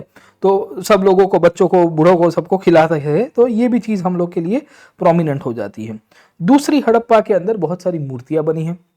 जैसे ये देखोगे तो ये मूर्ति है प्रीस्ट किंग की। आप सबको पता ही होगा ये प्रीस्ट किंग की बड़ी फेमस स्टैचू है, मोहनजोदड़ो से मिले हुए है सर, ठीक है। आज की तारीख में पाकिस्तान में है, उसको हम लोग बेसिकली क्लेम कर रहे हैं। खैर, ये स्वस्तिका आपको देखने को मिलता है, you will find a Swastika sir, ठीक है। तो ये स्वस्तिक है, पूरा का पूरा हमको एज इट इज देखने को मिलेगा।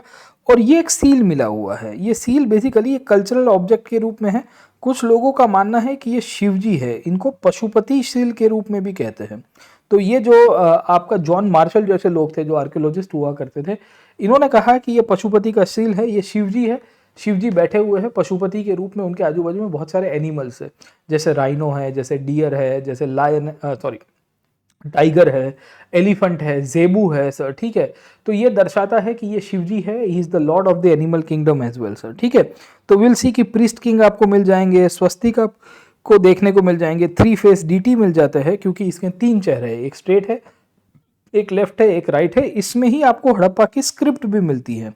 ये स्क्रिप्ट हम लोग आज की तारीख में डेसिफर नहीं कर पाए हैं, पर हड़प्पा की स्क्रिप्ट की खासियत यह है कि इसमें भी एक अलग प्रकार के लोग होंगे जो इसके ऊपर लिखने का कामकाज करते होंगे सर, ठीक है। तो ये भी इन्होंने मैन्युफैक्चर किया। इंटरेस्टिंगली हड़प्पा में ही आपको एक डांसिंग गर्ल देखने को मिलती है। ये डांसिंग गर्ल ब्रॉन्ज की मूर्ति से बनी हुई है, आप सबको पता होगा, और ये लॉस्ट वैक्स टेक्निक से बनाई गई है। लॉस्ट वैक्स बेसिकली एक ऐसी टेक्निक है जिसमें ब्रॉन्ज कास्टिंग किया जाता है। इनिशियली एक मोल्ड बनाया जाता है वैक्स से, उसके ऊपर क्ले का कवरिंग किया जाता है, फिर वैक्स को पिघला के बाहर निकाल दिया जाता है, फिर मोल्टन मेटल यानी कि जो धातु होता है, ब्रॉन्ज है, उसको बेसिकली वो जो ढांचा है, एक तरह से मोल्ड है जो क्ले का बनाया हुआ, उसके अंदर इंसर्ट करते हैं। तो it's a very long process around, पर उससे ये दर्शाता है कि ये टेक्नोलॉजी में कितने एडवांस थे, मेटलर्जी के अंदर कितने एडवांस हुआ करते थे सर, ठीक है। तो ये भी एक खासियत है। हड़प्पन्स ने बेसिकली अलग अलग मुद्राओं में टेराकोटा के स्कल्पचर्स बनाए हैं। ये टेराकोटा का स्कल्पचर्स नमस्ते डिजाइन को दर्शाता है, देखिए सर, ठीक है। So it shows something called as namaste design as well. Interestingly Harappans ने अपनी पॉटरी में ये कौवे की स्टोरी को बहुत पॉपुलराइज किया था। आप सब ने बचपन में कहानी सुनी होगी, वो है थर्स्टी क्रो की कहानी। थर्स्टी क्रो क्या था कि एक कौवा था, वो एक घड़े के अंदर पानी पीना चाहता था, पानी बहुत नीचे था, वो एक एक करके पत्थर लेके आया और पत्थर से बेसिकली पानी का लेवल उसने ऊपर कर दिया। उसी प्रकार के चित्र आप देखने की कोशिश करोगे, उसी प्रकार के चित्र हड़प्पा की पॉटरी के ऊपर से आपको मिलेंगे। ये दर्शाता है कि उस टाइम पे लोग जो है वो कितने कनेक्टेड थे और तब और आज की कहानियों में कितनी सिमिलैरिटीज है सर, ठीक है। तो ये क्यों कहते हैं कि हड़प्पा की जो सभ्यता है, it is a corner stone of the Indian civilisation.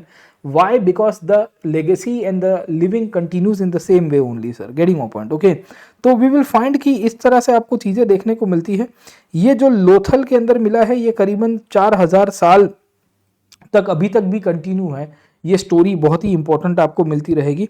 ये जो डांसिंग गर्ल है, ये डांसिंग गर्ल की खासियत आपको ये मिलती रहती है कि उनके जो बैंगल्स है, ये बैंगल्स गुजरात राजस्थान में एक प्रैक्टिस के रूप में आज भी लोग फॉलो करते हैं। अगर आप यहाँ पे देखोगे ना, तो उनके पूरे के पूरे हाथ में आपको बैंगल्स मिलेंगे। और ये बैंगल्स आपको, ये इस तरह की डांसिंग गर्ल की ये जो इमेज है, ये त्रिभंग मुद्रा के अंदर है। कौन सी मुद्रा में है? Tribhanga. Tribhanga is the division of the body into 3 parts, okay.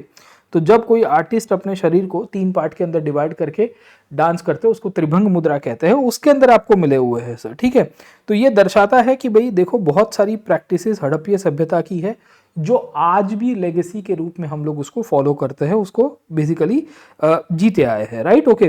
तो इनके द्वारा बहुत सारी वस्तुएं बनी हैं। इन्होंने स्पंडल वर्ल्स का यूज किया है। स्पिंडल वर्ल से बेसिकली थ्रेड बनता है कॉटन के अंदर से, और हड़प्पन सबसे पहले थे जो कपड़ा मैन्युफैक्चर कर चुके हैं, याद रखिएगा। इनके द्वारा फायंस जैसा स्टोन का मटेरियल यूज किया गया है। अलग अलग प्रकार के बीड्स, बैंगल्स और इयररिंग्स भी इन्होंने बनाए थे, जिसकी मदद से ये लोग ज्वेलरी और बाकी सारी वस्तुओं का भी डिजाइन करते रहते थे। ये हड़प्पन्सी थे जो कॉपर राजस्थान से लेके आते थे, टिन कहीं और से लेके आते थे, टिन और कॉपर को इकट्ठा करके ब्रॉन्ज कास्टिंग करते थे। इन्होंने गोल्ड भी कर्नाटका से लेके आने की कोशिश की है। इनफैक्ट ये गोल्ड की ज्वेलरी भी बनाते थे। और स्टोन जो है वो Gujarat, Iran, Afghanistan, many other places से। ये दर्शाता है कि हड़प्पन्स का जो फॉरेन ट्रेड था वो भी बहुत अच्छी तरह से चलता होगा सर, ठीक है।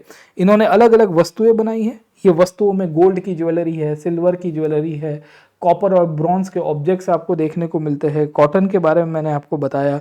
मोहनजोदड़ो में तो आज की तारीख में कपड़े के एविडेंसेस है। There is a cloth which is attach to a we can say pottery का एक घड़ा है जिसके आजू बाजू में आपको कपड़ा अटैच मिल जाता है।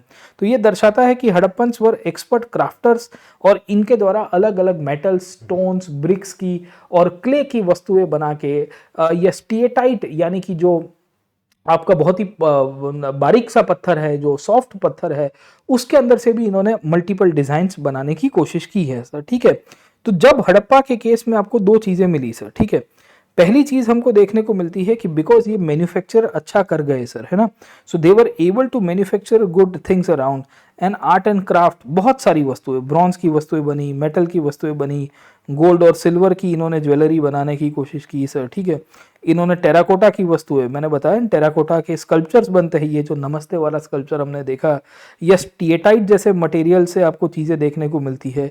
बीड्स मैन्युफैक्चरिंग बहुत अच्छी तरह से हो रहा था, तो इनके यहाँ मैन्युफैक्चरिंग में बहुत बड़ी डाइवर्सिटी आई सर। ठीक है, अब जब कोई भी समाज के अंदर डाइवर्सिटी मैन्युफैक्चरिंग में और इतने सारे सेक्टर्स में आती है तो उससे व्यापार बढ़ता है सर। ठीक है, अब व्यापार में बेसिकली लोकल ट्रेड भी किया था, फॉरेन ट्रेड भी किया था, इवन ये व्यापार लैंड के थ्रू भी करने की कोशिश की थी, इन्होंने रिवर के थ्रू भी करने की कोशिश की थी, और सी यानी कि समुंदर के थ्रू भी करने की कोशिश की थी। मैं तीन चीज के बारे में बता रहा हूँ।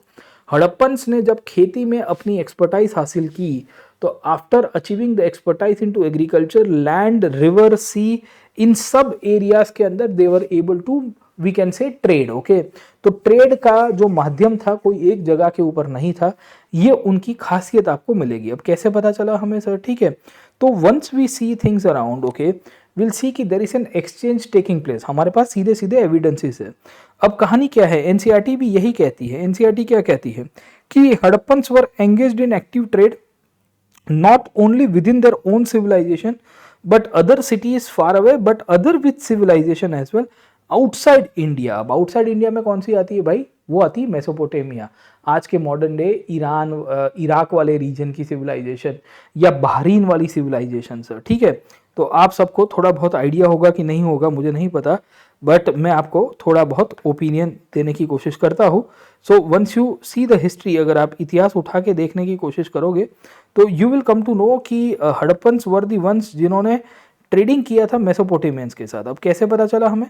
तो से for example this is India sir. ठीक है, यहाँ से लेके अगर आप वेस्ट एशिया के अंदर यहाँ पे चले जाओगे तो दिस इज द रीजन जहाँ पे आपको मेसोपोटामिया देखने को मिलेगा सर। ठीक है, तो ये मेसोपोटामिया के साथ व्यापार करते थे। कैसे करते थे कि हड़प्पन्स जो थे ये लोथल से जाते थे, लोथल में पोर्ट हुआ करता था, मैंने आपको बताया।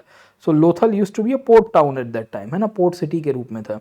सो they used to go all the way up to this place. इसको कहा जाता था मगन। मगन बेसिकली आपका ओमान वाला रीजन है, और दिलमुन एंड मगन सर। ठीक है, वहां से ही they used to go all the way up till Bahrain sir. ठीक है, जिसको दिलमुन के रूप में हम लोग कंसीडर करते हैं। And from there they used to go to Mesopotamia. Mesopotamia में हड़प्पन्स के लिए शब्द यूज किया गया मेलुहा। मेलुहा सर, ठीक है ना, हड़प्पन्स के लिए शब्द यूज किया गया मेलुहा, कि हड़प्पन्स यानी कि मेलुहा के लोग आते थे, वो आते थे और हमारे लिए वस्तुएं लेके आते थे, हम लोग के बीच में एक्सचेंजेस होता था। There was an exchanges taking place. ये चीज मेसोपोटामियंस ने खुद लिखी है। They have themselves written and concluded कि yes they had good exchanges, right. Okay, तो इससे हमको समझ में आ रहा है कि हड़प्पन्स व्यापार करते थे और हमारे पास इसके एविडेंसेस है सर। ठीक है, तो कहानी आपको ये मिलती है कि to conduct a trade they used land routes, है ना, they used river routes and they also use sea routes as well at the far more destinations. In fact they were the first intensive maritime activity in India. आपको पूछा जाएगा सीधा सीधा statement में कि भाई कौन से पीरियड में भारत ने मैरीटाइम कनेक्टिविटी आउटसाइड वर्ल्ड के साथ रखी थी, तो हड़प्पा पीरियड के अंदर ही आपको देखने को मिल जाएगी सर। ठीक है, गुजरात और सिंध के अंदर बहुत सारे सेटलमेंट्स हैं जो कोस्टल रीजन्स में है, मैंने आपको ऑलरेडी पढ़ा दिया है कि देवर मेनी सेटलमेंट्स। ओके, और उसमें लोथल जैसी जगह बहुत प्रोमिनेंट है क्योंकि वहाँ आपको डॉकयार्ड मिला है। ये डॉकयार्ड में बड़े बड़े जहाज आते थे, रुकते थे, सामान उतरता था और उसके बाद they used to travel upon sir. ठीक है, तो ये डॉकयार्ड है। Can you see this part sir? ठीक है, एंड ये डॉकयार्ड की खासियत ये है कि यहाँ कहीं पे से फॉर एग्जांपल यहाँ पे एक बोट आई होगी, यहाँ पे एक बोट आई होगी सर। ठीक है, यहाँ पे एक बोट आई होगी, यहाँ पे कहीं पे एक बोट आई होगी सर। ठीक है, and the loading and unloading of the सामान and whatever the packages were there, वो बेसिकली हड़प्पन इसके थ्रू करते होंगे, राइट। ओके, तो लोथल में जो डॉकयार्ड है उसकी लेंथ के बारे में आप सोच सकते हो कितना है, 270 मीटर, 217 मतलब ऑलमोस्ट 700 फीट के आसपास आपको इसकी लेंथ देखने को मिलेगी सर, ठीक है। एंड 36 मीटर विड्थ है उसकी, मतलब ये भी पकड़ के चलो कि ऑलमोस्ट 100 से 125 फीट के बीच में आपको मिल जाती हैं। So the length is more than 2 football fields, okay ना, इतना बड़ा ये डॉकयार्ड आपको देखने को मिलता है। और आज के तारीख में हमारे पास ऐसे सील्स मिले हैं, अगर आप मेरे पीछे देख पा रहे होंगे, we have found the seals, okay ना, and this seals are very prominent because इसमें आप देख रहे हो कि ये बोट के सील्स है। बोट का मतलब ये होता है कि इसमें एक जहाज की आकृति मिलेगी, बीच में ऊपर आपको पक्षी भी देखने को मिल जाता है, you also find some kind of birds as well sir, ठीक है। तो this also highlights the part around कि भाई इनके द्वारा बोट्स का यूज किया गया था, देवर सी फेरर्स, है ना, ये खलासी लोग हुआ करते थे उस पीरियड के अंदर से, जिसके माध्यम से ये लोग बोट्स को एक्सचेंजेस के रूप में लाते थे, आते जाते थे। ऐसे बुलॉक कार्ट्स का भी यूज होता था, इसको इक्का कहते हैं या चैरियट टाइप्स कार्ट्स कहते हैं, जिसकी मदद से इनका व्यापार चलता रहता था सर, ठीक है। इंटरेस्टिंगली ये व्यापार में क्या चीज यूज होती होगी, ये बहुत बड़ा सवाल है। What was being use in the trade and commerce, क्योंकि मैंने बताया कॉइन्स तो चलते नहीं थे, आज तो क्या करेंसी है, कॉइन्स है, उसकी मदद से आप एक्सचेंजेस को खत्म कर देते हो। तो याद रखिएगा कि हड़प्पा जो है या हड़प्पा के जो लोग हैं सील्स का यूज करते थे। ये सील्स को बेसिकली हम लोग मोहर के रूप में कहते हैं सर, ठीक है। तो this are all the Harappan seals that were being used for the exchanges. अब ये कैसे पता चला है, तो हमारे पास लोथल में मेसोपोटेमियन सील्स मिले हैं और हड़प्पा के जो सील्स है वो बाहर के देश में मिले हैं, जैसे आज के ओमान वाला, मगन वाला रीजन हो गया हो, या आप थोड़ा और आगे चले जाओ, you go to modern day Mesopotamia, जो इराक वाला रीजन है वहाँ चले जाओ, तो वहाँ पे आपको लोथल के या हड़प्पा के सील्स मिले हुए, जिसमें ये जेबू है या यूनिकॉर्न है ना। तो इस तरह की इमेजेस से हम लोग आइडेंटिफाई कर सकते हैं कि कैसे वी विल फाइंड कि इनकी अपनी इंपॉर्टेंस आपको मिल जाएगी और ये व्यापार के लिए यूज होते होंगे सर, ठीक है। तो एनसीईआरटी कहती है कि हाउ टू एक्सचेंज ट्रेड, है ना, ट्रेड कैसे करना है। तो elaborate trade requires trader to be able to identify the good and also each other, seems to have been the chief purpose of thousands of seals, है ना, ये छोटे छोटे सील्स मिले हैं। ये सील्स स्टीएटाइट से बने हैं। स्टीएटाइट मैंने बताया बड़ा सॉफ्ट स्टोन है, नदी के अंदर से मिलता था, इसको थोड़ा तपा के गर्म कर दिया जाता था, और खासियत ये है कि इसके ऊपर कोई एनिमल है, एनिमल के साथ साथ इसके ऊपर ही आपको स्क्रिप्ट मिल जाएगी, हड़प्पा की स्क्रिप्ट मिलती है। ये स्क्रिप्ट एक फॉर्म ऑफ राइटिंग है, एक्चुअली इसको डेसिफर नहीं कर पाए हम लोग, क्योंकि इसमें क्या लिखा है अभी तक हमें नहीं पता है, इसके ऊपर एक डिबेट है। कभी आप हमारे क्लास के अंदर आना, मैं बताऊंगा कि ईरावतन महादेवन से लेके और भी लोगों ने इसके ऊपर काम किया है, but we are still not able to decipher it around sir, ठीक है। दूसरी खासियत आपको हड़प्पा के केस के अंदर आपको इस तरह से भी देखने को मिलेगी कि ये जो राइटिंग है उसको बूस्ट्रोफिडन स्टाइल में लिखा गया है। किस तरह से? Boustrophedon. What do mean by the term boustrophedon? तो ये जिगजैग स्टाइल में लिखा गया है सर, ठीक है। पहले यूं लिखते हैं, फिर यूं लिखते हैं, फिर यूं लिखते हैं, फिर यूं लिखते हैं सर, ठीक है। तो वी विल फाइंड कि इसको बूस्ट्रोफिडन स्टाइल के अंदर इस तरह से लिखा जाता है, जिगजैग वे के अंदर। ये भी हमारे लिए इंपॉर्टेंट हो जाता है, राइट, ओके। बट ये इनकी राइटिंग सिस्टम का पार्ट था, ये लिखने की पद्धति को जानते थे, वो भी हम लोग को दर्शाता है। अब सवाल ये आता है कि इसके जो एनिमल्स है उसकी क्या इंपॉर्टेंस है। कुछ लोग कह रहे हैं कि ये जो सील्स है ये ट्रेडिंग के लिए यूज हुए हैं, कुछ लोग कह रहे हैं कि ये एनिमल्स का यूज जो था ये क्लैंस को दर्शाते थे, क्लैंस को सर, ठीक है। ये अलग अलग समुदाय थे जो वहाँ पे एग्जिस्ट किया करते थे सर, ठीक है। या कुछ लोग कह रहे हैं कि ये व्यापार के लिए भी यूज हो रहे हैं, रिलीजन के लिए भी इंपॉर्टेंट होंगे, है ना, रिलीजन को, इनकी मान्यताओं को दर्शाते होंगे सर, ठीक है। तो ये यूनिकॉर्न का सील है। यूनिकॉर्न बेसिकली एक शिंगा के रूप में हम लोग कंसीडर करते हैं, राइट। या आपको जेबू देखने को मिलता है, जेबू इज द बुल सर, ठीक है। या वन हॉर्न टाइगर, है ना, आपको टाइगर की इमेजेस भी इसके ऊपर से देखने को मिलती रहेगी। तो there are different we can say seals that are found, और ये सील्स का अलग अलग ऑब्जेक्टिव्स है। तो ये ऑब्जेक्टिव्स में एक चीज़ तो क्लियर है, ये सील्स व्यापार में यूज होते होंगे, क्योंकि इसी के कारण ये सील्स आज के मेसोपोटामिया में मिले हुए या हड़प्पा के दूसरे शहरों में भी मिल जाएंगे सर, ठीक है। तो इस तरह से हड़प्पीय सभ्यता बहुत ही आगे चली, बहुत अच्छी तरह से फ्लरिश होती गई। बट 1800 से लेके 1900 BC तक आते आते हड़प्पा का डिक्लाइन हो गया सर, ठीक है। अब आप समझने की कोशिश करिए कि क्या होता है हड़प्पीय सभ्यता के अंदर। सबसे लास्ट फेज के ऊपर, दैट इज डिक्लाइन फेज के ऊपर क्या होगा, उसके ऊपर चर्चा करने की कोशिश करते हैं। अब हमेशा से याद रखिएगा दोस्तों कि जब भी हम लोग हड़प्पीय सभ्यता को ओवरऑल देखने की कोशिश करेंगे तो हमने आपको पहले भी कहा था कि 2600 बीसी में हड़प्पीय सभ्यता का ओरिजिन मतलब प्रॉपर उद्भव होना शुरू हुआ, ठीक है। इसको इंडस सरस्वती सिविलाइजेशन के रूप में भी कंसीडर करते हैं, राइट, ओके। ये 2200 बीसी तक आते आते है ना, 2200 बीसी तक आते आते अपने मैच्योर फेज में गया। मैच्योर फेज का मतलब होता है इसी को ही अर्बन सिविलाइजेशन के रूप में कहते हैं, शहरी सभ्यता के रूप में कहते हैं। और इसके सर्वाइवल के पीछे water, agriculture, trade and commerce सबका बहुत बड़ा योगदान है सर, ठीक है। वहाँ से अगर आप आगे चलोगे और 1800 से लेके 1900 बीसी तक आते आते विल सी कि इनका डिक्लाइन हो गया। अब डिक्लाइन क्यों हुआ उसके पीछे अलग अलग हाइपोथेसिस दिए गए हैं कि how and why the decline took place and what was the reasons behind the decline sir, ठीक है। तो याद रखेगा कि हड़प्पीय सभ्यता के डिक्लाइन के पीछे इनिशियली ये पहले मान लिया जाता था कि there was a foreign invasion. बोले किसका इन्वेजन हो गया भाई, है ना, तो ये आर्यन लोग आए, आर्यन लोगों ने आके तोड़ दिया हड़प्पा को सर, ऐसा पहले मानते थे, आज की तारीख में नहीं मानते हैं। फिर बीच में कहीं भूकंप की बात हो गई कि there might be some kind of earthquake, और अर्थक्वेक आने के कारण हड़प्पा का बेसिकली जो रीजन होगा वो डिस्ट्रॉय हो गया होगा and this would have led to the overall decline sir, ठीक है ना, तो इनका पतन हो गया होगा। आज की तारीख में even when we see the present day around sir, ठीक है, तो उनके डिक्लाइन के पीछे अब एनवायरनमेंट का बहुत बड़ा योगदान बोला जा रहा है, इकोलॉजी का बहुत बड़ा योगदान बोला जाता है। तो डिक्लाइन में ना एक डिबेट चलती है, उसको कहते हैं डिक्लाइन डिबेट। क्या कहते हैं? The decline debate of the Indus civilisation, की भाई हड़प्पीय सभ्यता का जो पतन है वो क्यों होता है, उसके पीछे की डिबेट क्या है सर, ठीक है। तो एनसीईआरटी क्या कहती है? एनसीईआरटी यही कहती है कि around 1900 BC this Sindhu Saraswati civilisation despite its all achievement began to fall, है ना, वो डिक्लाइन में आना शुरू हो गया। कैसे हुआ? The cities were abandoned one by one, एक एक करके लोगों ने शहर छोड़ने शुरू कर दिए। If any inhabitants remained, they remained and they adapted rural lifestyle, अगर कोई रहा तो वो शहरी विस्तार की जगह ग्रामीण जीवन जीने लग गया। ग्रामीण विस्तार में कैसे जीते हैं वैसा जीवन रहा। तो in the change environment it appears that the earlier government and administration no longer existed, मतलब अर्बनाइजेशन खत्म हो गया, एडमिनिस्ट्रेशन खत्म हो गया। The gradually the Harappan scattered over hundreds if not thousands of small rural settlements, Harappa के लोग स्केटर हो गए। अब सवाल ये आता है कि ऐसा क्यों हुआ था, why, है ना। तो एक थियरी ये बोली गई है कि Harappans return to the rural settlements because rural lifestyle give easier access to food and water, है ना। ग्रामीण विस्तार में छोटे छोटे कस्बों में रहोगे तो पानी और खाने पीने का संशोधन मिल जाएगा। शहरों में मारामारी बहुत होती है, उसको लेके स्ट्रगल ज़्यादा बहुत होता है, संघर्ष ज़्यादा होता है सर, ठीक है। एंड वी विल फाइंड कि सिटीज़ जो है they are always dependent on the rural.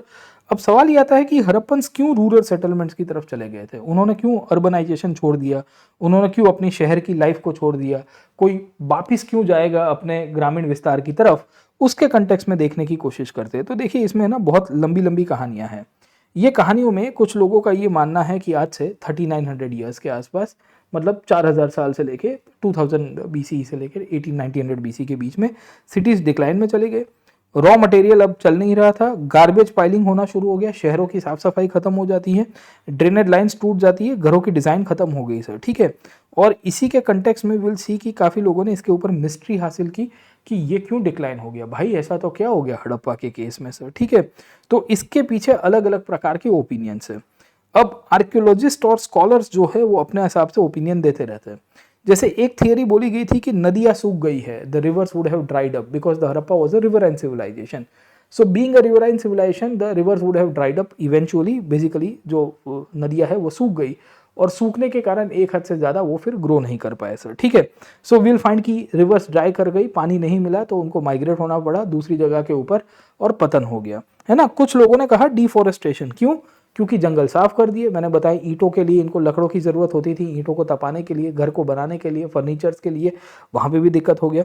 कुछ लोगों ने फ्लड की थियरी दी है, क्योंकि हड़प्पा नदी किनारे थे तो पूर आ गया होगा, फ्लड आ गया होगा, फ्लडिंग हो गया होगा और इनंडेशन, फ्लडिंग के कारण ये डूब गए होंगे सर, ठीक है। इसमें एक थियरी रिवर्स की ड्राई की कहानी भी मैंने आपको बताई और आखिर में ये हुआ कि जो रूलिंग क्लास होगा उसने अपना कंट्रोल घुमा दिया, है ना। कंट्रोल क्यों? क्योंकि उसको रिसोर्सेज की कमी पड़ गई, वो खुद ही भाग गया, बोले यार यहाँ तो कुछ खाना पीना मिल नहीं रहा है, मुझे निकल जाने दो एक दूसरी जगह के ऊपर से सर, ठीक है। तो इन स्थिति में लोग जो है वो ईस्ट और साउथ की तरफ आ गए। एक्चुअल में in the post Harappa period, है ना, in the post Harappa period there is evidences of people moving to east and south. कहाँ पे सर? ठीक है, तो नक्शे की माध्यम से आपको समझा देता हूँ कि where did the people moved out. Okay, so in the post Harappa period, कहाँ गया नक्शा अपना, हाँ ये वाला, ये नक्शे से ही समझा देता हूँ कि इन the post Harappa period there is a migration of people.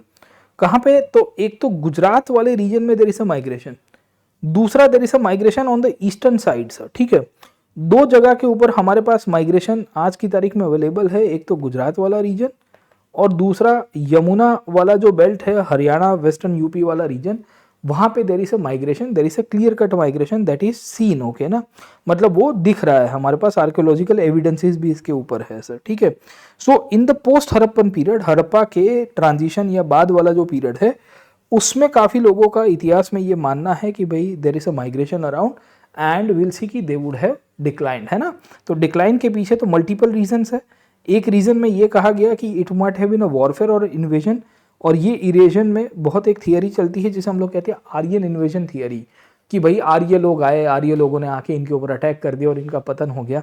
खैर आज की तारीख में there is no evidences of invasion. Okay, क्योंकि लड़ाई हुई होती, इन्वेजन हुआ होता तो कुछ ना कुछ हिस्ट्री के एविडेंसेस मिलते, हमको तो वो एविडेंसेस मिले नहीं है। There is no trace of warfare as well sir, getting of point. Okay, ना ही हड़प्पन्स ने कोई बड़ी आर्मी रखी थी, क्योंकि मेटल में लोहा तो था नहीं, देखिए ब्रॉन्ज था, there was no iron sir. ठीक है, आयरन होता तो आयरन के वेपन्स बनते, टूल्स बनते सर। ठीक है, तो वो भी आपको नहीं मिलता रहता है, अंडरस्टूड दिस पार्ट। तो हड़प्पा को बहुत सारे लोग पीसफुल सिविलाइजेशन के रूप में कहते हैं कि भाई ये तो शांति प्रिय सभ्यता थी, लड़ाई झगड़ा कम करते थे। खैर लड़ाई बड़ाई हुई होगी पर छोटी मोटी होगी, कोई बड़ी वाली लड़ाइयाँ नहीं मिलती है सर। ठीक है, तो डिक्लाइन के पीछे का कारण क्या बोला गया? तो एक कहा गया क्लाइमेट चेंज सर। ठीक है, ये क्लाइमेट चेंज शुरू होता है 2200 बीसी के आसपास, जहां बारिश कम हो गई और उसके कारण ड्राई होना शुरू हो गया। आपकी जो रिवर्स है, फ्लड प्लेन्स आपको देखने को मिल जाएंगे, वो सबके सब ड्राई हो गए। अब रिवर्स ड्राई हो गई, बारिश नहीं आई, एग्रीकल्चर हो नहीं पाया, तो इवेंचुअली क्या होगा, व्हाट्स गोना हैपन सर। ठीक है, you will not be able to survive. आप सर्वाइव कैसे कर पाओगे sir, getting of point. Okay, तो बेसिकली पानी नहीं आने के कारण या बारिश नहीं आने के कारण, नदियां सूखने के कारण एक बहुत बड़ा फैक्टर कंसीडर किया गया है सर। ठीक है, इसके परिणाम स्वरूप एग्रीकल्चर डिफिकल्ट हो गया होगा, सिंपल चीज है, एग्रीकल्चर डिफिकल्ट हो गया तो जो फूड सप्लाई है जो शहरों में जाता था वो भी रुक गया। अभी हमने थोड़ी देर पहले डिस्कस किया कि अर्बनाइजेशन का एक क्राइटेरिया ये है कि खाने पीने की सप्लाई जो है वो शहरों में जाती है, वो थंब रूल है सर। ठीक है, so the food supplies eventually go to the cities around. So once the food supplies goes to the cities around, food supply आपका फेल हो गया है। अब फूड सप्लाई फेल हो गया तो व्हाट इज लेफ्ट अराउंड, है ना, कुछ बचता ही नहीं है आपके यहाँ पे। तो एक तो ये रीजन बोला गया, दूसरा इसी के अंदर सरस्वती नदी का ड्राई आउट होना सर।